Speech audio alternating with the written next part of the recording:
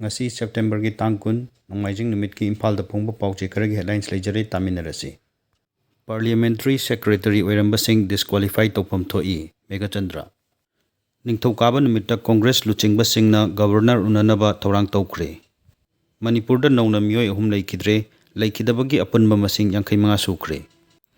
Pauche amagi editor sub editor ama positive oire. Health worker da khut thaba cherak pinaba bill Rajya Sabha na pass tawkhre. Nagamapal paunam lekaida COVID-19 paksana positive oibadagi containment zone lautokre. Moreda mama macha ahum punna positive oire. Chahi sudriba angangda car thawhaluba mapu police na phare. Customary law na rape victim sing kunai da mai haikat na hingba ngamandre.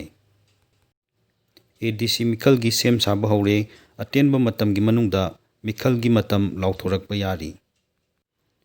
Amasung AIMS ki thawmi sing phajinbana waroisin purakpa yaroi. Thank you.